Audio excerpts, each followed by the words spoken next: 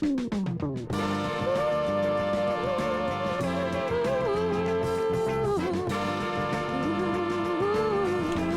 is Late Republic Nonsense, this time with Julie Kelly. Hey Julie, how's it going? Good. How are you, my friend? Thanks for having me on. Fantastic. I wanted to get, I wanted to talk to you because we've been friends for a long time, and also, I guess since the very beginning, we've been talking about the great generational divide, and I feel like the more the time passes, the more that we get into different issues, the more it seems completely obvious that what we're going through can be explained by that generational divide between boomers, Gen X, millennials, Gen Z, what have you. And I know, I mean, at this point, it's almost like, not almost, it's very much a cliche, but it's still really meaningful as a way of figuring out who people are, what their motivations are, the way they see the world, and the way they see the world through technology and technological change specifically. And I know that you are very outspoken when it comes to the virtues of Gen X, which is, your generation and mine. And so I wanted to talk about that a little bit, and maybe as a segue, the kind of the greatness of Van Halen. Which is a band that is close to your heart and mine. When did you first hear VH? When were you a fan? Well, I'm really going to age myself. So Okay. I would say junior high. So that would be early 80s. So this was like the fair warning days, women and children first, like that Van Halen, I think either one or two, but I distinctly remember fair warning. And so, we would just have our folders and our spirals, and everybody was, etching the Van Halen logo all over the place, like that, and AC/DC. And, that's what we did back in the early. Did you buy it on vinyl? Oh God, I'm sure I did. Yeah, I'm sure I did. So it started out on vinyl. So then, of course, 1984 came out in 1984, which was my junior year of high school. The same year I got my driver's license. You were probably in preschool. But anyway, so not preschool, but a little, a couple of years grade old. School, second grade, third grade-ish around there. So obviously that was a huge album. Was a big fan of it. We know every word, every song. It was great. And then of course, David Lee Roth. Did you go see them? I did see them. I did not see them though with David Lee Roth, because I really wasn't in that age where I was going to go, with friends. I was too young. And then by the time he left the band, then I did see Van Halen several times with Sammy Hagar, who, this is our ongoing debate with our friends, including Sean Davis, who was the better frontman, David Lee Roth or Sammy Hagar. I personally feel that it's Sammy Hagar. I get a lot of blowback for that, but I think I have a strong. I think so too. I agree with you. I think musically the compositions are much stronger in the Sammy years, and there's just something more fun about it. There's something, there's something more late 80s about it, which late 80s versus early 80s. I was, this was maybe a little too young for me. But you were there. What was there a vibe difference between early 80s and late 80s? So 5150 came out in 1986. So that was my senior year of high school. And you could tell it just felt very different than old Van Halen, especially just the two albums that were only 2 years apart. I just like Sammy. First of all, I think he has better vocals. He definitely has better range. He's a better singer. Yeah. Yeah, he really is. I just think he brought a different energy to it. Obviously, David Lee Roth is, he's talented, but I think Sammy is just more well-rounded. There seemed to be better energy. The videos that they did, like the Diamond Dave videos were always about him. But then when 5150 came out, and then OU812 and for Unlawful Carnal Knowledge, we just kind of felt, I just preferred the music. I just Yeah. thought the whole camaraderie seemed better. And so 5150, I wore that cassette out easily a half a dozen times. I mean, that was just like the soundtrack for my senior year, the summer after my senior year, especially. And so, yeah, then I saw them a number of times, and I don't know what's happening now. But look, Van Halen is Eddie Van Halen, right? I mean, he is Van Halen, a legend who very sadly passed away last year after, I mean, he had cancer, I think, for For a years. while. Yeah. And then his son, Wolfie, his son and Valerie Bertinelli's son, Wolfie, he's in the band now too. And so I have not seen them with the son, but he seems to be pretty talented as well. Yeah. I don't know if I did. I don't think I did. The last time I saw them, it was with Gary Sharon. Yeah. And it was very close to the stage, and it was great because my buddy, my best friend from high school, was, you know, a huge Van Halen fanatic, and he made sure to get us tickets on the Eddie side of the stage. We were right next to, right in front of the amp, and I don't think I heard anything else. I didn't hear any bass, I didn't hear any drums or vocals. Right. I just heard guitar, and you know what? It was perfect. So it was perfect. Exactly what you'd want to hear. You know, you want to hear some drums, but like drums, right. And, you know, Alex and Eddie together, it was it was fantastic. It was great. And I saw the band with Sammy too. I think twice during the Balance tour.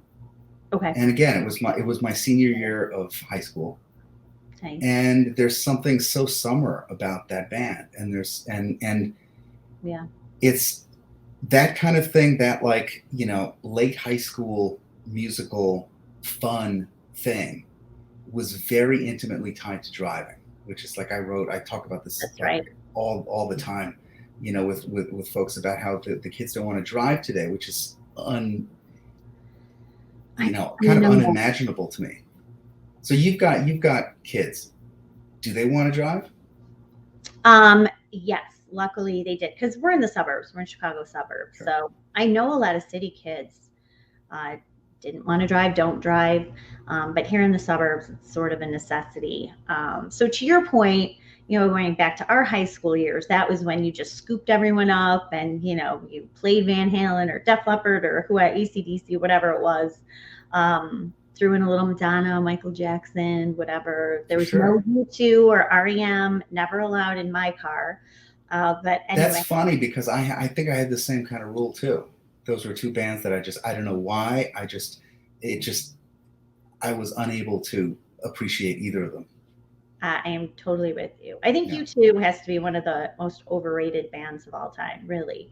But yeah, so both my girls wanted to drive, wanted to get their license as quickly as possible. My youngest daughter, of course, that was delayed because of COVID, but she got hers. And you know, yes, that's such a sense of freedom and camaraderie with your friends, and just like you said, those memories of driving around, doing whatever, listening to music. And I don't know how much of a factor that's going to be with. So I'm Gen X. My daughters are Gen Z. How much of a factor, you know, that will be? Yeah, because I don't know. I mean, people, you say, you know, you're in the suburbs, but people in the suburbs, kids in the suburbs, I'm sure your kids know people who, you know, they don't even bother. They don't bother doing that. They're like, hey, it's the suburbs, right, which means that I can easily get an Uber anywhere. And, well, you know, the other thing, true, that is true. They can't get an Uber, which as a mother is very reassuring, because these kids are very strict about not drinking and driving. And if there's an issue, they know that they can, thankfully, not drag us out of bed at 1 a.m., but call an Uber. So yeah, that's a big part of it too, though. That's interesting. So you think, I don't know. I mean, do the kids, you know, this makes me sound, you know, maybe older than you know, than I am, but like I've read that the kids do less drinking now than we did, less drugs than we did, you know, just less other things, you know. So if that's the case, then you know, I don't know. The thing, it always gets back to the same thing with me. It's like, you know, getting behind the wheel, okay, that's one thing. That's kind of understandable and cool. But um, it's dividing yourself from your parents physically, and the impulse to do that, like being like, I gotta get the hell out of here. Right. And it doesn't matter where I go. I could go to 7-Eleven. I could do donuts in the school parking lot. It doesn't matter. I just need to be able to go and decide for myself where I go, as opposed to sitting in the back seat and like, mom, take me to, out for pizza or Chinese or whatever. So what disturbs me the most about these kids not wanting to drive is like, you mean that it never occurred to you to split and differentiate yourself? And right. Yeah. And I do think parents are a lot to blame too. They want to keep kids under thumb as much as possible. And look, it's scary. It's the scariest thing as a parent, is to watch your child drive off by themselves for the first time. Very scary. And so, but I don't know how much technology plays into it. And look, David, when we were in high school, especially when I was, but you probably were in between this, there were a few places where everybody went. So you got in your car, went to the McDonald's in Naperville, or, we would go to these public parks, the ski hill, everybody would congregate. Well, we didn't have, 100 options like these kids have now. Everybody just kind of goes to each other's houses, which is fine. We certainly did that too. But there really isn't that cruising factor, because you could be anywhere from, they don't go to McDonald's anymore, but they could go to Starbucks, Chipotle, wherever. And there's just not that community congregation that I think cars played so much of a role in. So that could be a factor, at least where I am in the suburbs. So that could be a factor of it too. I mean, we used to get in the car with no plans and just drive, and wherever we found ourselves, that's what we did. Right. And, so. Oh, sorry, there's my dogs. I tried to get rid of them here. Okay, go ahead. They're off. Yes. So there's, I mean, as I said, the more time goes on, the more I realize that like these things are like, these divides are really meaningful. And especially when it comes to like, we grew up in the before time, like the before digital time, where, where the kind of subsequent generations, they grew up attached to phones or screens, or sort of in the universe, they're native to that universe. And whereas we see it as an adjunct, like we see, email and text messages as like, oh, this is, something approximating a phone call or a letter, or something, as opposed to other younger folks who see like, they'll send voicemail messages back to one another, back and forth to one another, rather than type, or rather than get on a phone. They'll leave little, like 2-minute voice memos, and, one person will leave a 2-minute voice memo, and then the next person will leave another 2-minute voice memo, and then back and forth, which is something that like, I don't understand. It's something like, I'm like, okay, pick up the phone. Oh God, no, they never pick up a phone. And if I ever suggest like, hey, well, if they're having a dispute with a friend, just give them a call, and they're like, give them a call. What are you talking about? We don't do that. That's so offensive. That's so forward. Crazy. Right. But what my kids do, and because they're both girls, is the Snapchat thing. So that's really how they communicate, which is just really nonstop. Taking photos of yourself, taking photos of the people that you're with, taking photos of your environment, nonstop, sharing it, putting it on a story. And then you're just the incoming volume of that too. And they're just, I mean, we could say this about us because we're on social media too, especially you and me, where we spend a lot of time on Twitter. But these kids are never in the moment. And like, my girls will buy, a pretty outfit or something for Christmas. And then I'll say, hey, why don't you wear that dress? I bought you a couple of weeks ago. Oh, I can't do that. I already posted that on Snapchat. It's already on Instagram. I'm like, so you can never wear this again. But they're just it propels sort of this constant awareness of how you look, where you are, who you're with. And I think it's just so ingrained in their head right now. I don't know how that changes. I think it's a lot different for boys, by the way. I think girls are far more involved with that.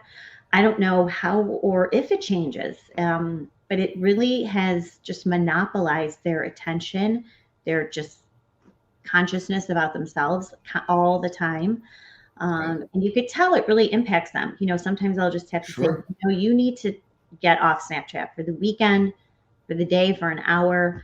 But the older they get, it's impossible to control it. And once they're out of your sight, they're at college or high school or whatever, there's no chance. But Yeah. Back to what you were saying, just our generation, how lucky we are, how all these people want to suddenly be Gen Xers, Jack Posobiec, Marina Medvin. Looking at you, you could try. However, I asked Marina, I go, what color were your moon boots? She goes, I have to look that up. I'm like, yeah, no, sorry. I did What color were your Cavariccis? I said, how much Aquanet did you go through for? Right. Don't know, but we'll give them honorary Gen X membership. Yeah, I mean, it came up with some weird term. I don't know what it was called, but I don't know. Yeah, I think there is some type of weird term for like the folks on the cusp. I mean, there always is, but like I think of myself as on the cusp, so they're Right. not on the cusp.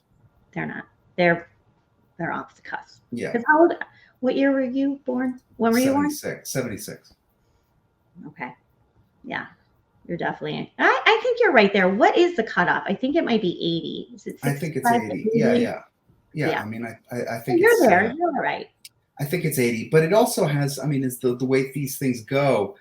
It's heavily influenced by your siblings and your environment, Right. because my little sister is 35, and she is in many ways more like me than she is, a millennial. Right. Good. She had a good big brother to properly influence her. Yeah, but I mean, in other ways, she's completely crazy. In the way that millennials, in the way that we see millennials as being completely crazy. And one of those things has to do with the fact that, I mean, when we grew up, we didn't have to deal with creating content or content that we felt responsible for creating. Right. Which is what you're saying about, like, I put this outfit on Snapchat. The outfit isn't like something that, to wear. The outfit is like a piece of content. Right. Or something that generates, that gives you an excuse to generate content. And yeah, it's on stage all the time. Right. And I think back on, because there were people who had to think about this, about the divide between the public life, a public life and a private life while growing up and being kids. And those people were like child actors. Mm-hmm. And they didn't live, particularly normal, good lives. I mean, most of those people crashed and burned. Right. So it's a kind of horrifying experiment to see this happen to everyone from a very young age. And I don't know what the solution is. I mean, I don't have kids, but I can imagine figuring this out in such a way that the future, that, I don't know, you prevent your kids from getting into this universe until they're a little older, even though that's probably impossible because they're, their peers and all this stuff. Maybe the future is in a school or a homeschool pod type of situation where all the kids are discouraged from using these things. Mm-hmm. Who knows? Well, I'll say, I mean, my oldest daughter was born in 2000. And so I really, as a parent, observed this whole evolution of social media and the impact on our kids. So, we went from, she was just going to have like a little flip phone and monitoring just regular text messages, to all of a sudden then you had Instagram, and then you had Snapchat. And then this generation really was not on Facebook that much, but certainly Twitter. And so you came from, okay, I'm going to monitor your texts. I'm going to monitor the content that you have on your phone. We have security measures that will keep certain things off of your phone. But the pace at which the new technology evolved between 2000 and say, 2015, 2016 was huge. I mean, you had every 6 months, every year, there was some new platform that was drawing our kids into this. And we were just sort of getting a grasp on it ourselves.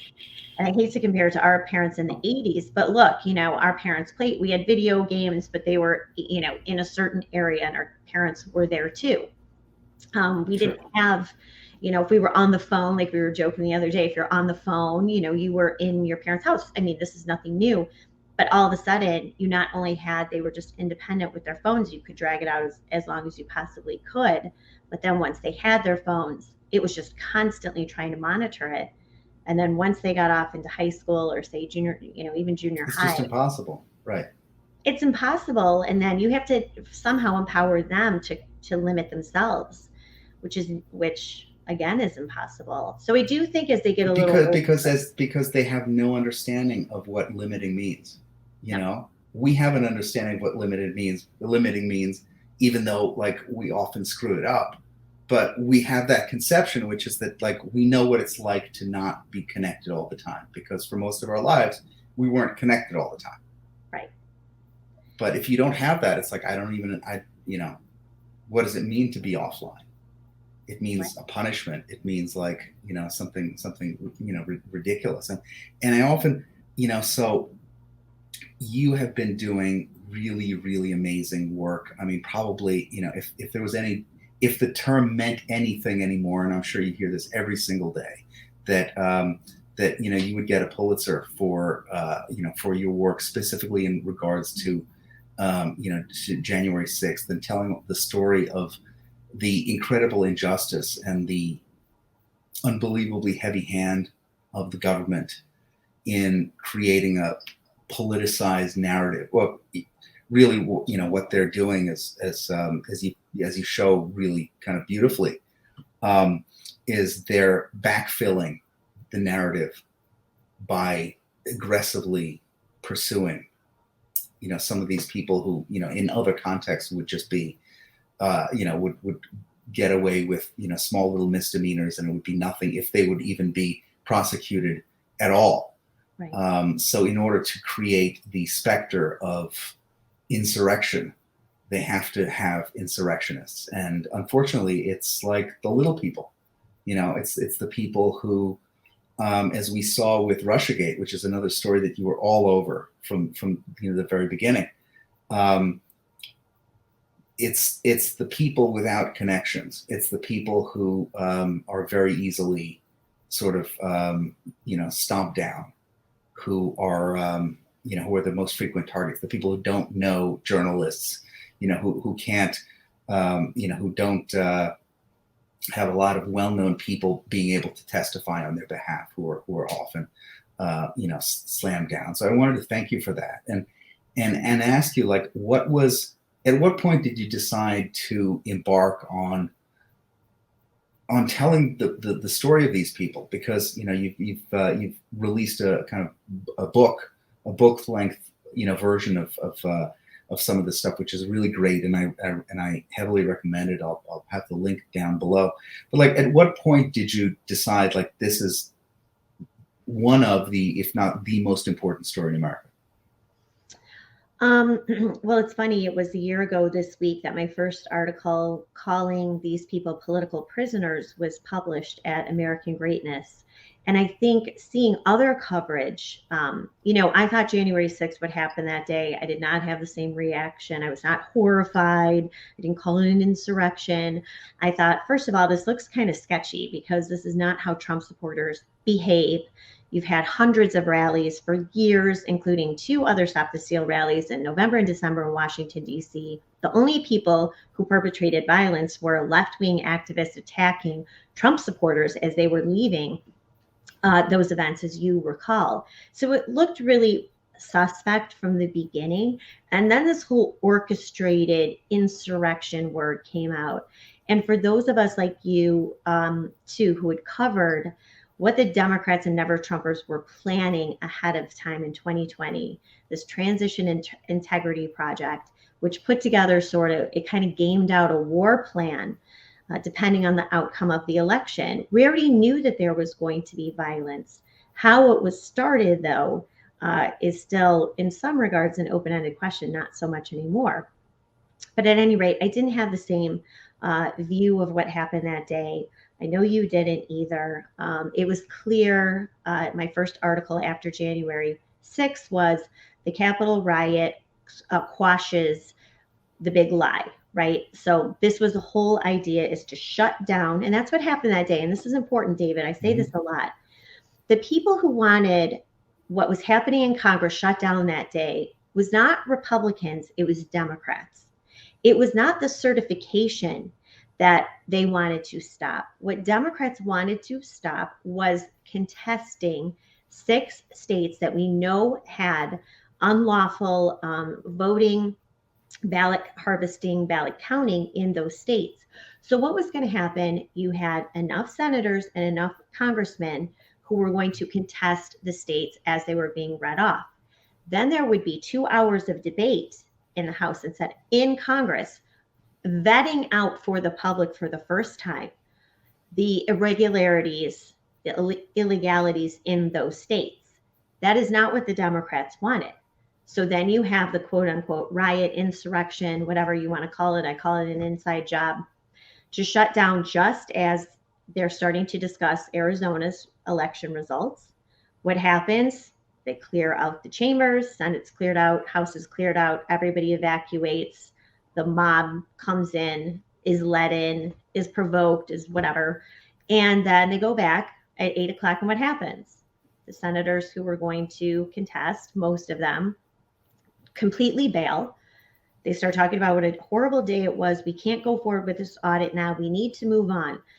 The Democrats got exactly what they wanted. Mm-hmm. You cannot watch this Democratic Party, and you know this, Dave, better than anyone. You cannot watch this party. You cannot watch this regime. You cannot see what these government agencies, the administrative state, deep state, whatever you want to call it, you can't see or watch what they've done for the past 5 years and not believe that they played an instrumental planning and execution role for those 4-6 hours that we saw on January 6th. It's just inconceivable. And now we see how it's being weaponized. You think that this was just a coincidence and the Democrats just got super lucky that, the QAnon shaman and, the grandmas from Indiana mobbed, stormed the Capitol. I mean, come on, this does not happen by accident. And so that's a lot of what I talk about in my book. And I think, for the Democrats anyway, a lot of the narrative has fallen apart. But then we also see how overly aggressively they are pursuing criminal charges and indictments, not just against regular Americans, 730 now charged, but also the entire Republican political class in Washington. Right. I mean, we're seeing it today. I mean, today the story came out about the Inspector General the Inspector General looking into the Capitol Police. I mean, which is another thing. Like, I mean, in a sane, normal world, just the story of the Capitol Police itself would be a total scandal. Mm-hmm. And we see the Capitol Police now completely overtaken by hyper politicized, Stasi, for lack of a better word, right. Who are going around and they are taking it upon themselves to investigate, to launch investigations of members of Congress, of people, of who, names and addresses of who people in Congress, including staffers and donors and other people who come to meet with them, where they live, what they do, what their social media is like, etc. I mean, this is insane. It is completely insane. I mean, I remember when, living in DC for a long time, working very closely with a lot of people on Capitol Hill. Had you told them that this is a thing that could happen, even the most right wing of those folks on Capitol Hill would have laughed at you and said, you are completely insane. And, and yet here we are. Well, those were the same people who said, oh my God, the FBI would never use political paid propaganda to mislead a secret court, a terrorism court, basically, to spy on the Trump campaign. That never would have happened, right? These are the same people, David. We know who we're talking about. Yeah, look. I mean, I have to say, I was kind of one of those people who thought at first, when we're getting into the RussiaGate thing, I'm like, I understand corruption from people who are in the information operations business, the fusion GPS side. I was like, okay, they're going to do what they're going to do, and it's self-explanatory, and like, okay, that's fine. What really kind of radicalized me, and I think not just me, was a lot of people, was seeing how that political information operation worked hand in glove with the national security bureaucracy. That's right. These people were very happy to go and really corrupt their mission, and engage in a huge breach of trust when it came to when it came to this, and not a moment's worth of remorse. And if you think about it, based on all the things that they were saying, Trump is an agent of Russia, and they're talking about information, they're talking about influence campaigns, and Russia hacking the election and all this stuff. We shouldn't have been surprised that these are the same people who actually went and really broke the law this way. And of course, nobody ever gets punished. Nobody ever sees, My dogs are. Sorry. No, that's okay. Just random people walk by and they just start barking. They just scream. No, well, look, they're working. It's working. I need exactly. protection. You never know who's going to knock on my door. So, David, you just hit on two big things. One is the violation of trust. These people don't even care that they have completely torched the trust and faith that the American people have in these institutions. They don't care. In fact, I think they flaunt it to scare people. Like, we don't care, DOJ or the intelligence community or national security, now even the military. We don't care that we are violating these boundaries that the American people and the legislatures have set up and trusted us to these capabilities and these very powerful tools to go after foreign terrorists, to go out after any foreign terrorism ties to the U.S. That's not what they're doing at all. They've completely turned these weapons of government war against the American people, including a sitting president. And to your other point, no one has been held accountable. I mean, Michael Sussman, who cares? We still now, what is it going to be? 6 years in July of this year that they opened Crossfire Hurricane, that they intentionally lied to a secret court under oath and sworn document warrants. No one has paid. They lied to Congress. They lied to a court. No one has been held accountable for what they did. And sadly, we are seeing the same thing play out with the insurrection. Republicans led the charge for a special counsel into Russian collusion. Republicans are the ones who knew about the dossier, about Christopher Steele, about Fusion GPS, who had paid for all of that.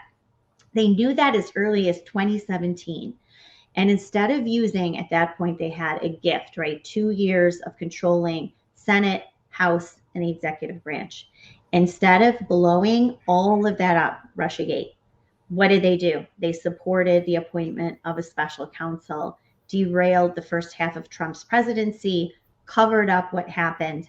The only man who was willing to take on the state was Devin Nunes. The Republicans tried to get rid of him too, by the way. Mm-hmm. And no one still has been held accountable. So now we have it on steroids. And that is what happened on January 6th, because they know that there's not only any legal criminal vulnerability there, they know that the Republicans are going to either go along with them or sit silent, which is what we are seeing now over a year of this punitive, abusive DOJ investigation into their own constituents. They're not saying anything. They're not saying anything about a political prison in the shadow of the U.S. Capitol, where we now have men going on over a year of being incarcerated, awaiting trial, convicted of nothing, simply in jail by this DOJ and federal judges because they were involved in anything related to January 6th.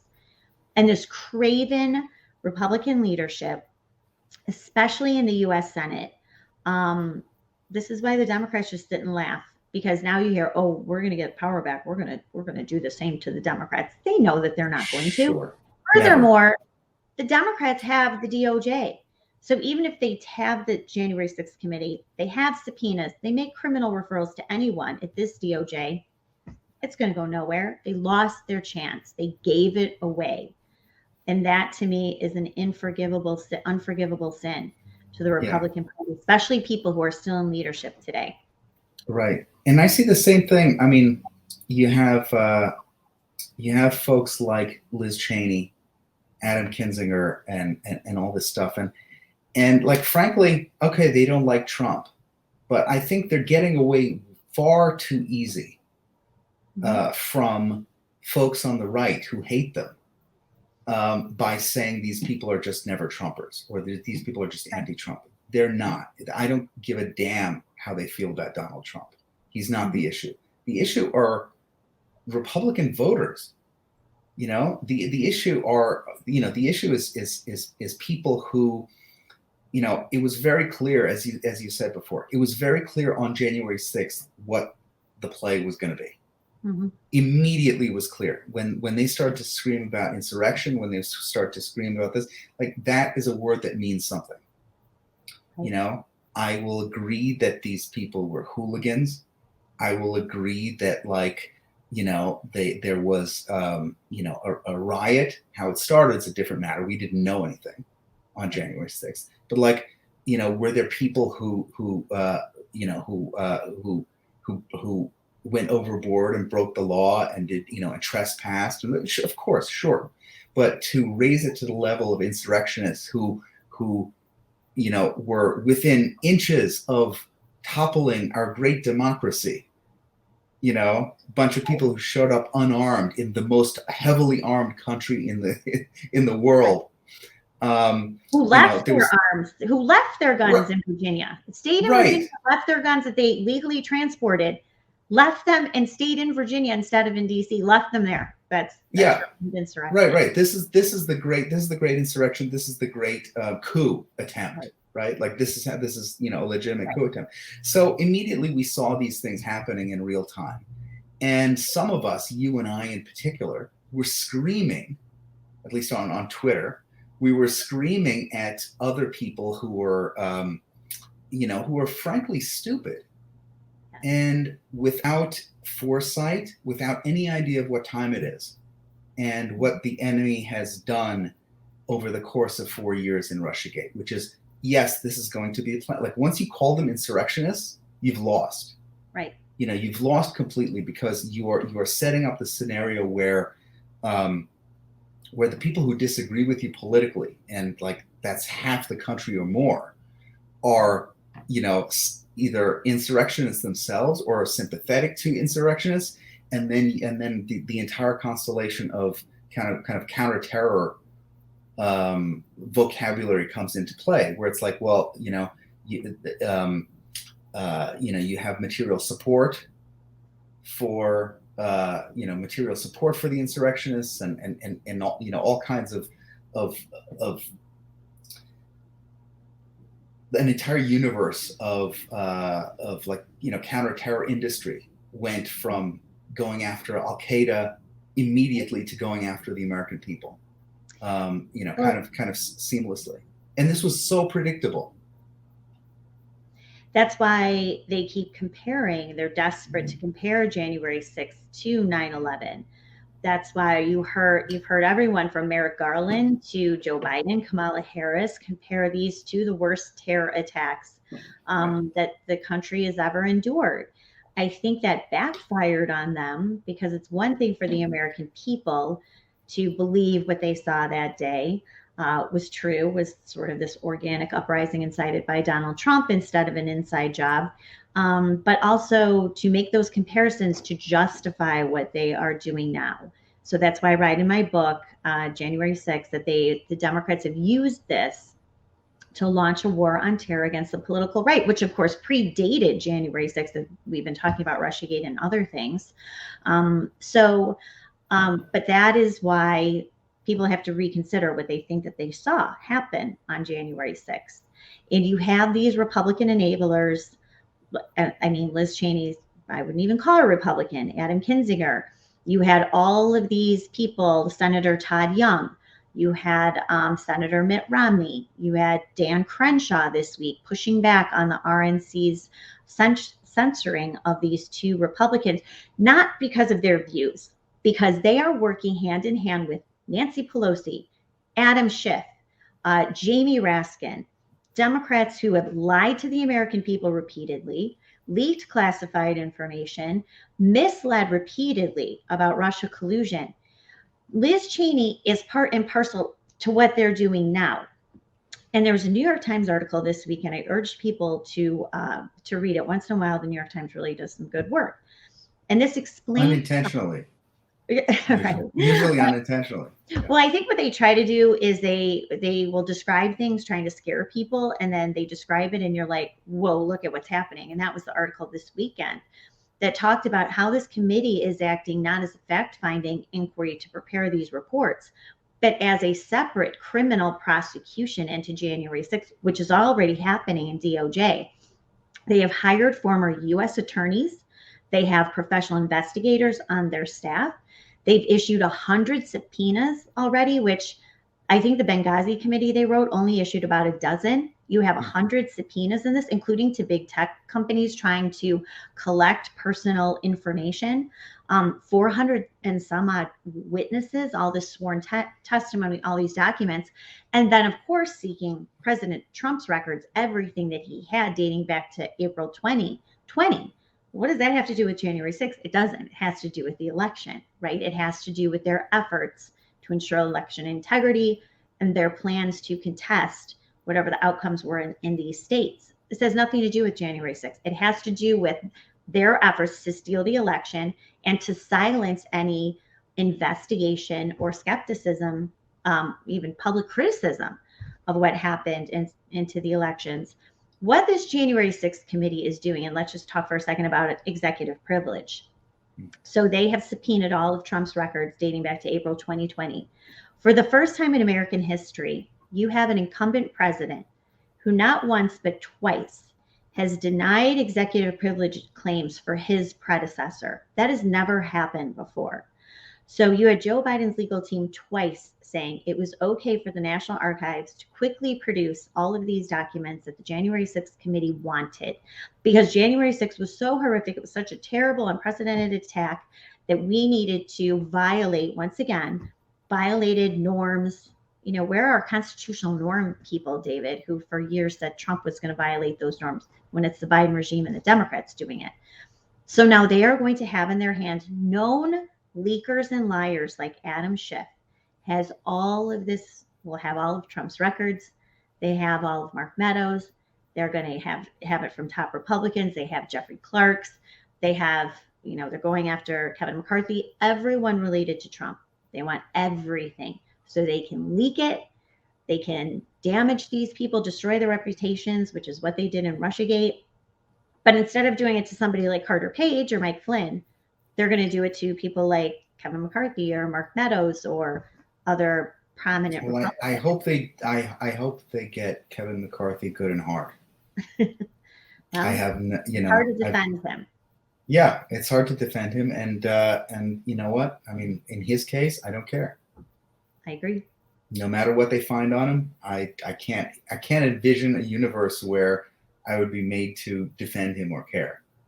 But the larger points, you know, the larger point stands, and it's infuriating. I mean, on one hand, you think, as far as the Republicans go, on one hand, you think like, can these guys not be aware that this is the modern way of war in American politics?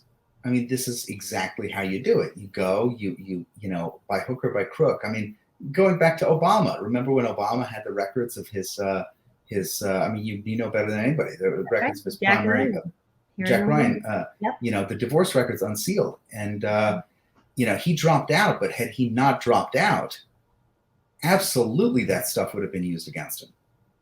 And, you know, so this isn't a new conception here. This is the way of political war in America. And you think, like, do the Republicans not understand this? And I think they do understand it. I don't think they're this dumb.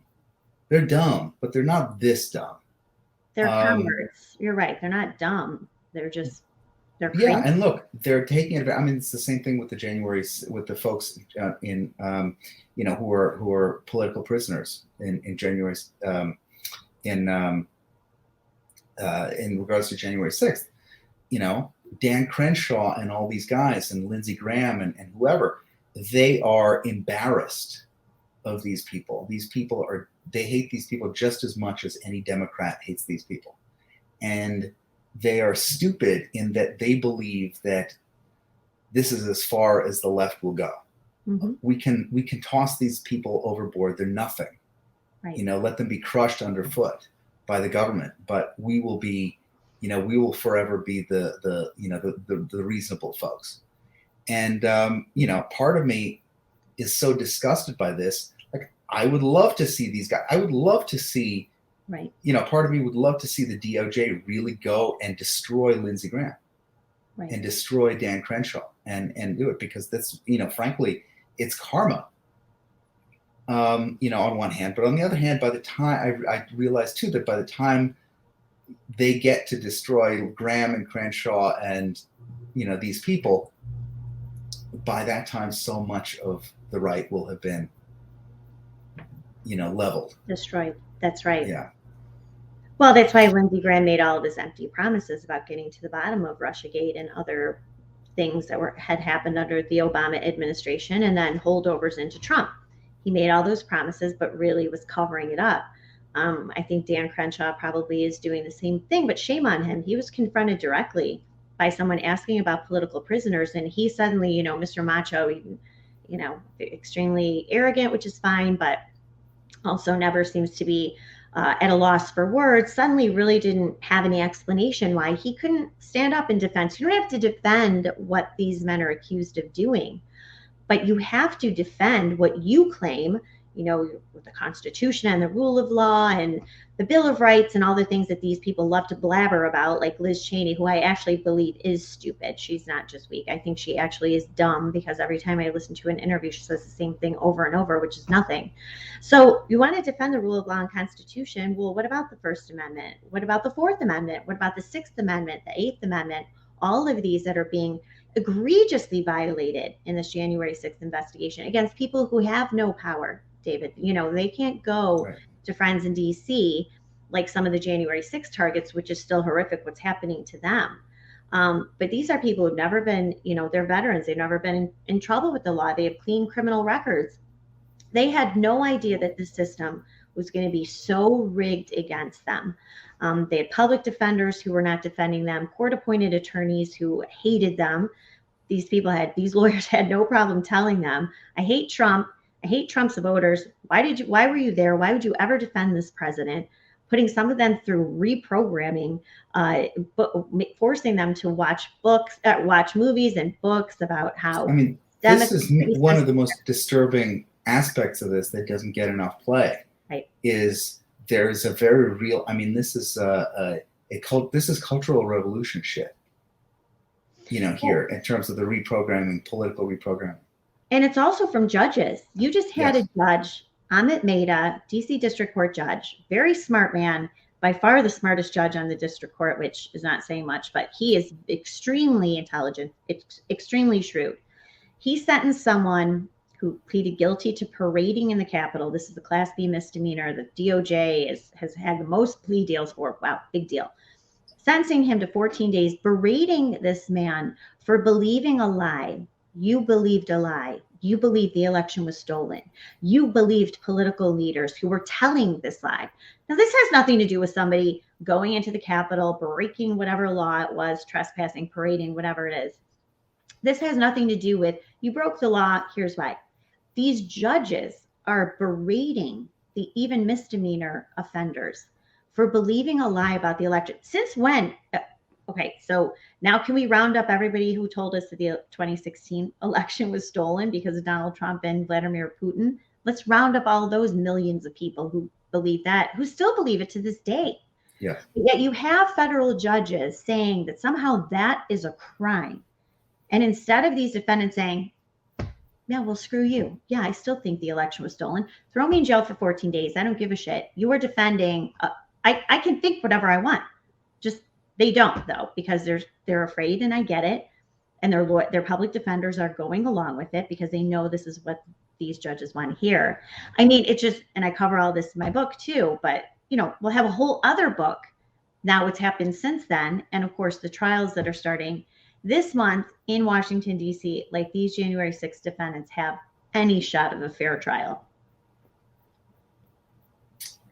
Yeah, I mean, it's ridiculous. I think this is definitely one of the big longer term stories in the country. And I think, though, that this is it kind of, no matter what happens here, no matter what kind of egregious miscarriage of justice, or let's say it comes out that in fact, we have definitive evidence of the fact that it was an inside job. Mm-hmm. That evidence could emerge. We could get recordings and a memo, and the FBI saying it into like outright, yes, we did this, it was all fake. I mean, you could have it that nailed down, and still the media wouldn't cover it. It wouldn't it wouldn't make a blip. And I think in this case, when things like this come up, I think of the Van Jones rule, which is something I noticed in 2009. Van Jones was appointed to be the climate czar under Obama when he first came in. Oh wow! Okay. And there was a big controversy generated by Glenn Beck, who at the time was on Fox News. And Glenn Beck's found a mountain of communist background statements and crazy stuff from Van Jones, and he was blasting him. And the Obama administration ditched Van Jones. They were like, no, it's too hot. We're gonna get rid of you. And immediately afterwards, they realized something, and the media realized something as well. The Obama administration said, wait a minute, why are we throwing one of our guys overboard for the illegitimate, for right wingers who we think are illegitimate anyway? These aren't our voters. We owe them nothing. And at the same time, the media said, okay, why are we covering a story that is emerging from conservative media? Why are we even giving it oxygen? Why are we taking it seriously? So that was literally the last time where a story emerging from, let's say, the right, conservative media was given oxygen in mainstream media. That was it. Finito la commedia. Right. And that was also the last time that Democrats threw one of their own overboard to satisfy criticism from the right. And we're in that world now, and January 6th is sort of very much in that world where no matter what happens, as I said, you can have definitive evidence of all kinds of, perfidy on the part of the U.S. government, and it won't make a dent. So in a world like that, what's the best that we can do? Well, I think we just keep doing what we're doing, right? We can't, which we do, right? Which has been part of the coverage of January 6th. And quite frankly, it's not even a matter of, say, the mainstream media, corporate media, ignoring me or my reporting or American greatness. It's conservative outlets, and influencers who have totally ignored it. I mean, there are top conservative podcasters who will not have me on their show. There are conservatives who, say, outlets or magazines, I think we know who we're talking about, who absolutely will not engage or consider the evidence that I present, not just in my reporting, but certainly in my book. They are going along with this as well, too, which was another lesson out of RussiaGate, which was that you can count on these same outlets, these same influencers to go along with the Democrats, whatever the narrative is, the propaganda at the very beginning, they are going to go along with it. They did it with the 2020 election. And now certainly they've done it with January 6th. So it's not even that we're dealing with, people like the New York Times or et cetera ignoring us. But it's people even on our own side. So now I think we're to the point, David, after the Trump era, we can't even be bothered with these people anymore. There was a time I wrote a whole book. My first book was about Never Trump and calling out National Review and the Weekly Standard, which is now out of business, of course, but other outlets and other conservative influencers, now we can't even be bothered with them. They are so fully in the pocket of the left and the Democrats. They're so embarrassing to our side that it's not even really worth engaging. And I know we talk about this. Whenever I do, I get mad at myself. Like, what? Why do you even care? You know, the National Review this week had a whole article out. It's morally repellent what the RNC did to Liz Cheney. That's morally repellent, but a political prison isn't. And I know you guys know about it because you have reporters who are following me and covering my reporting. They know about this political prison. They know these trials and evidence and everything else is being delayed.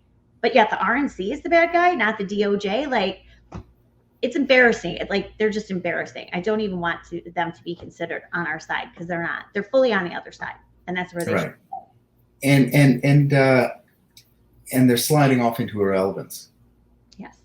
As well. And it's like if in the old days, in the before times, the object of reporting in conservative media was to try to get the mainstream media, which was much larger and more robust and had a bigger, viewership, to cover the story. Like, that was used to be success.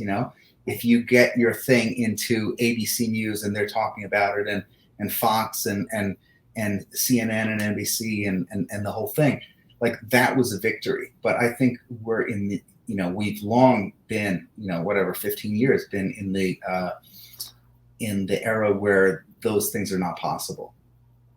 And if they're not possible, then you have to set another goal, or else consign yourself to, to total failure. Mm-hmm. And that other goal, I think, is to make sure that the people see correctly that the media and the government are completely illegitimate. Right. And that what's coming out of both is, irrelevant at best and absolutely poisonous at worst. And it's, in addition to, it's getting people to not trust these media outlets. Getting people to see that when the Capitol Police, releases a tweet or a statement that's completely, batshit crazy, and doesn't address any of the allegations against it at all, for people to rightly say, you know what, you guys are all full of shit, and no matter what you guys say, we do not believe you.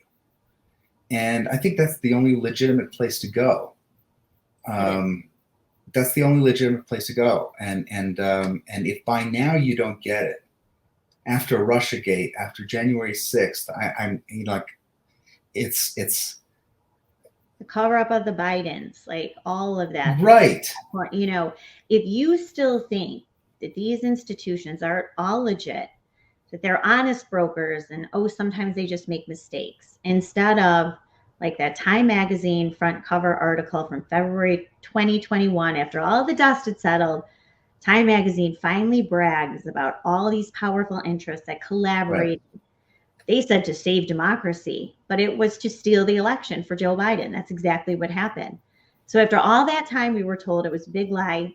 Time Magazine, and they have people on the record who aren't hiding it. Fortifying the election, right? Then you have Zuckerberg come out later after they refused, and Jack Dorsey said, oh yeah, well, we thought the Hunter Biden laptop story was Russian disinformation. So, we froze the New York Post's account, and we would not allow users to tweet the articles about what was the content of the laptop. Yeah. Well, then why? Because we got 17, why? Because we got 17 intelligence agencies saying that, we're 100% sure that it's Russian, and that whole story was complete bullshit, and nobody suffered. I mean, in a just world, someone would suffer professionally for such a thing. I mean, it's unconscionable. It's a lie. It's not even half wrong. It's a lie. And it was a political, operation, and nobody ever pays the price for this stuff. And I think we're well beyond the point where we say that, as you said, like these are a couple bad apples or whatever. The system, after, at what point do you say the system is illegitimate? And and at what point do you have to kind of wrestle with yourself? I mean, nobody wants the system to be illegitimate. Nobody's really kind of cheering this, like, yes, it's great, because we are in a terrible place when, as we saw, like, last week with Ned Price at the State Department, and, being questioned by Matt Lee. It's like, God damn you people for putting us in the position of trusting the Russian foreign ministry more than trusting you guys. We don't want to do that. It's not healthy for us to do that. It doesn't make us feel good, and it's not in our best interest to do that. But, like, you have put us in the place where we have no choice, and it's infuriating. But that was such a telling moment, and it was so gratifying because you had the same media types, right, who for years went along with the idea that anything nefarious, anything that contradicted what they were saying was Russian disinformation. And now you have Ned Price accusing Matt Lee and he's Associated Press, right? And the Associated Press of spreading Russian misinformation.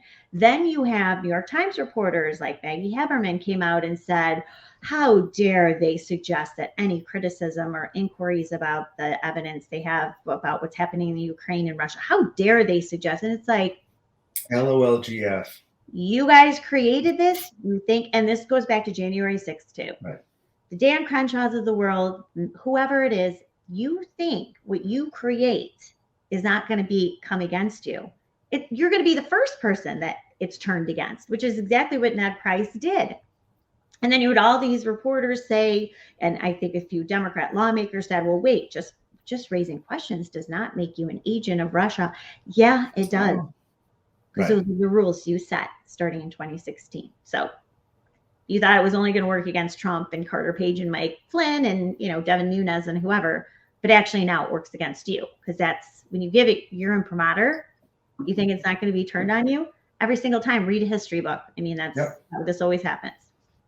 It always is. Yeah. Julie, thank you so much. This has been great. Thanks for joining me. I had a great time. For it. This is great, David. Thank you.